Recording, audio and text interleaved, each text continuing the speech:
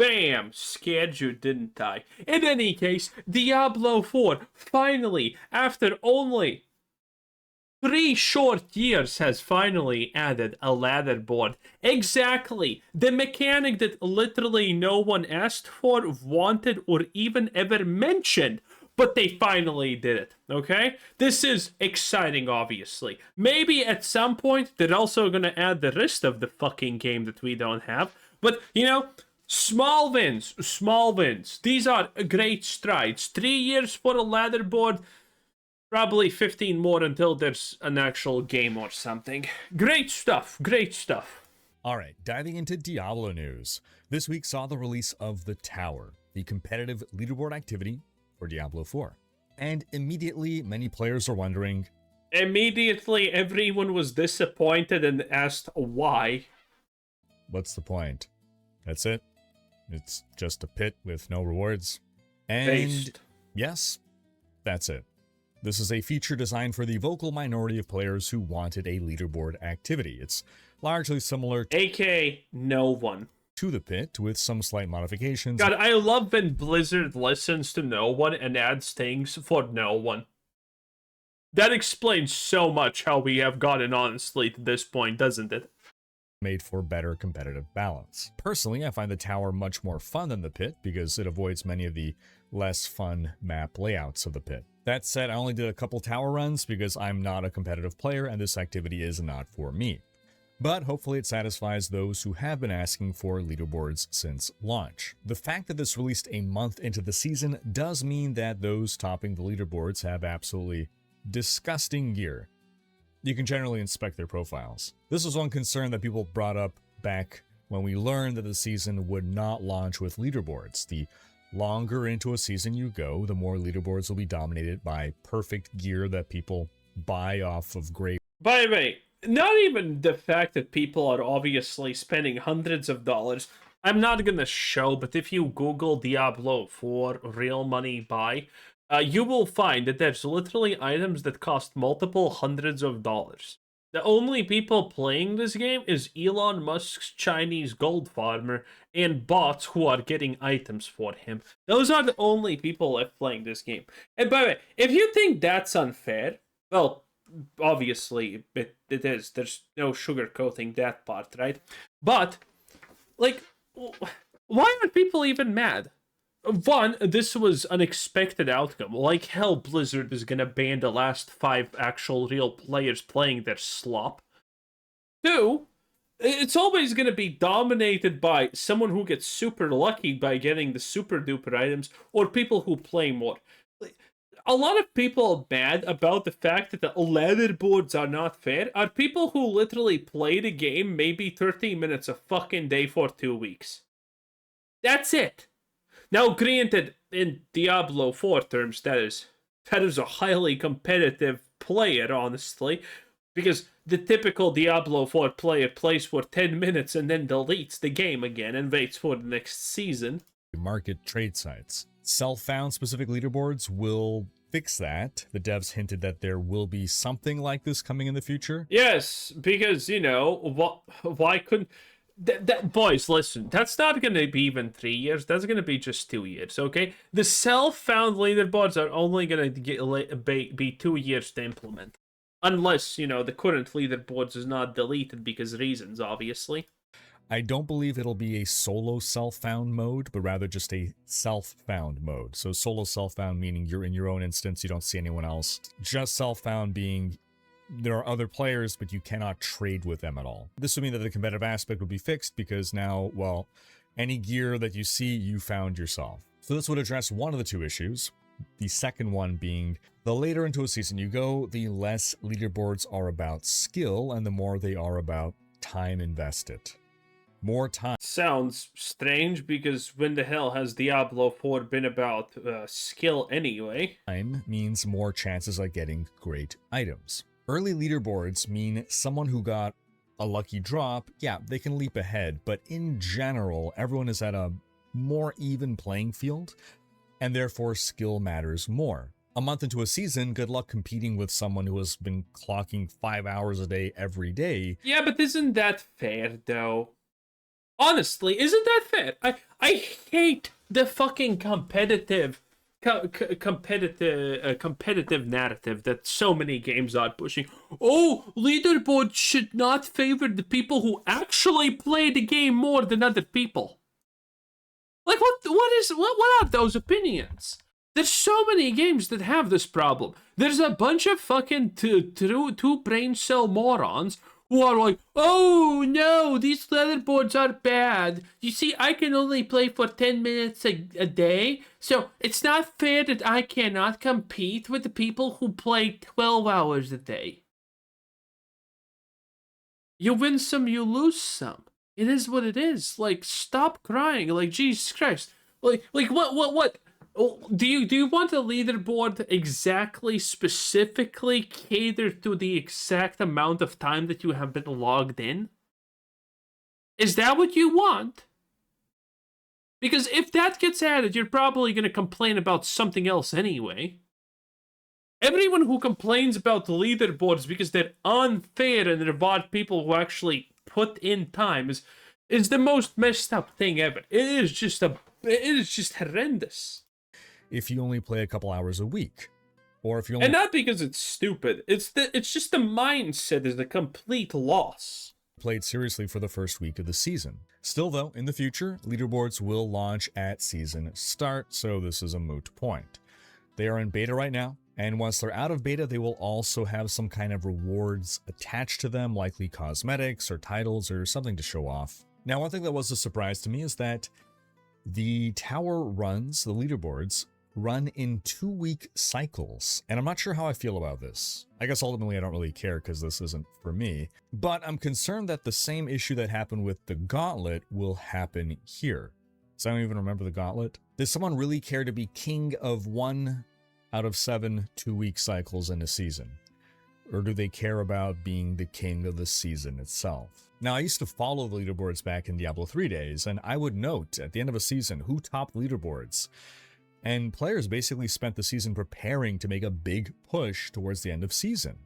And those top players then got to enjoy that crown for the next 3 months until new winners were crowned for the next season. But if the cycle repeats too often, don't you just stop caring? Now, the upshot of the 2-week cycle is that this does address... Now, the exact reverse obviously is true also at the same time. Maybe people care more. Exactly. Maybe people do care more. There's always going to be people who like one part of the spectrum and the other part of the spectrum. Not everyone's in the middle. That's the issues I highlighted. You get to crown some winners earlier in the season before the bloat of trade and runaway 5-hour-a-day people. I don't know. How do you folks feel about this? Otherwise, now that we have the tower, I'm hoping that we can start to see the pit and the tower evolve in different directions, since there's no longer any competitive considerations for the pit. Wait, is this the same map always? I swear I have been in the exact same dungeon or whatever this is called. The exact same layout. Oh, jeez. Point the pit has served as the unofficial leaderboard activity. Maybe now we can start doing crazier stuff with the pit. Think about infernal hordes, chaos waves in particular, the insanity that they add, all the fun, all the crazy stuff you get there. Sure. The thing with infernal hordes is that they never play with layouts. You're always in this one circle. So maybe that's what pits can do. Maybe pit level 2 can be crazy. Maybe sometimes it could be something like a private world boss fight. Maybe sometimes it can lead to that secret Uber boss arena with all 4 lesser evils. Maybe sometimes it could be an entire map of just butchers. Like maybe it's modeled after the, like a butcher shop, like the room in Diablo 1. Maybe it's an entire map of just goblins that drop gold or XP globes. Goblins! I hate goblins so much. It's the worst mechanic ever added to any game, honestly. And whatever the case, the final rewards could be juiced based on which of these outcomes you get. I don't know, I'm just throwing out ideas here. Ultimately, my concern is that feedback on the tower is going to be... Wait, I absolutely hate this, Riker. I honestly do when you do this shit. Okay? This is the most unproductive, worst, completely vapid feedback that anyone can give. oh, just juice up the drops. Yeah, juice up the drops. The game where everyone is begging for a loot filter because the loot is shit. Juice up the drops. Yes, I'm sure that's gonna solve issue. No, you fix the game. You know why that actually worked in Path of Exile? Because the leagues were fun, the leagues were good. And typically when a league wasn't good, it wasn't because the mechanic was shit. Loved like a Calandra, fight me. It was because there was just not enough juice dropping. Okay? That was it. Nothing else. Very simple. But if the game was poor, as piss poor as Diablo 4 is in general, then it doesn't matter how much you juice up the drops or do whatever. People are still not gonna have fun because the game's not fun in general. The drops, the juice, is just kind of like a thing that needs to be adjusted later on because the game is good. And then that starts mattering. But while the game is bad, the juice doesn't matter. It's like 1 item or 100 items dropping in Diablo 4. It makes no difference. Hey, we need to get loot drops. We need some reason to do the tower. And then it's going to turn the tower into a farming activity. When, again, the tower and the pit are already so similar, the only difference is one is for farming, the pit, and one is for leaderboards, the tower. So now if the feedback is going to get the devs to make the tower into a farming activity, then why does the pit exist anymore? So I'd rather the tower remain the leaderboard activity, and any improvements would be brought to the pit to make it a better farming activity. What do you folks think about the tower? Is it a good feature? Is it a useless feature? Sound off in the comments. Now, beside the It's an absolutely useless feature, obviously. tower, I think it's safe to say that this season has been a success for Diablo 4. I think most people rank it up there as their favorite or one of their favorite seasons. But again, sound off about that. And I think that leaves Diablo 4 in a really good place as basically the... Yes, it's in such a good place. No one's playing it. What a great place. Contested champion of casual ARPGs. All the base game changes are largely positive. There's some annoyances with the seasonal stuff, but that's going to go away when the season ends. No one is complaining about bricking tempers anymore. No one's complaining about masterworking reroll costs or lack of... Also, you know why Diablo 4 is such fucking slop compared to Path of Exile? I think the bare gameplay completely, perfectly encapsulates why Diablo 4 is just so boring and dull and annoying.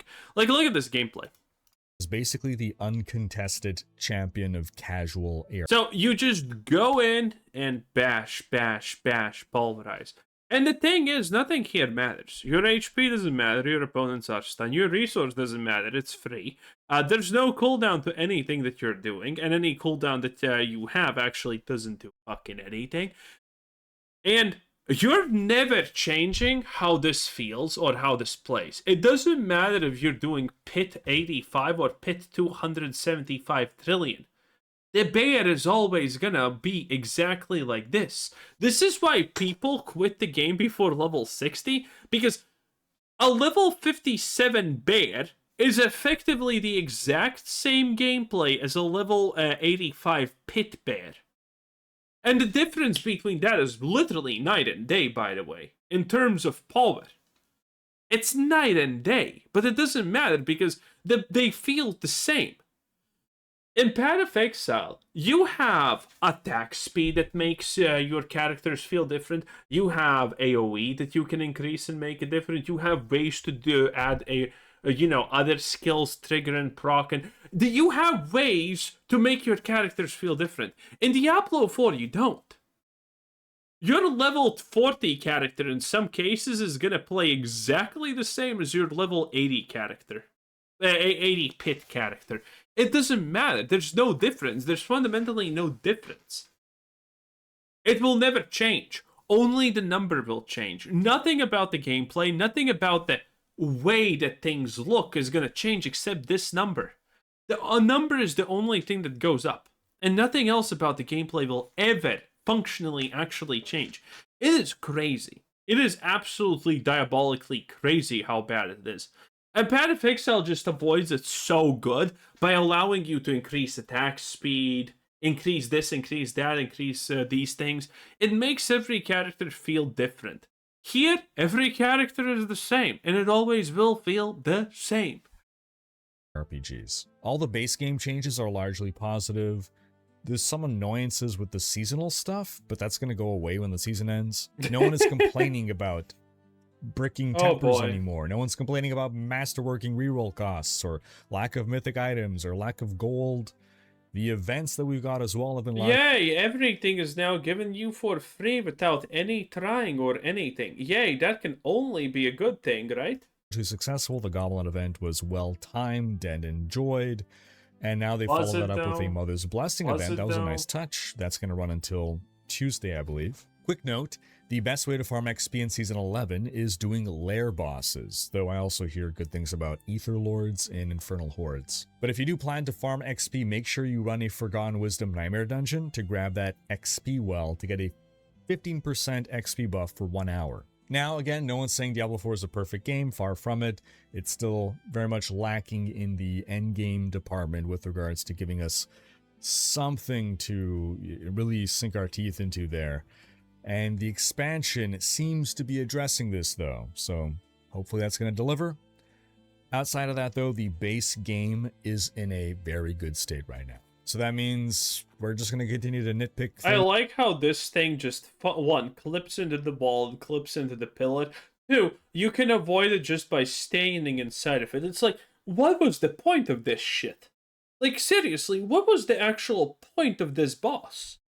Things that aren't game-breaking, but if these can be addressed, that'd make the game even better. Pets, for instance, they can be a little faster at picking stuff up. The pace of the game has increased. Pets need to be faster too now. There's weird stacking rules for like different item types.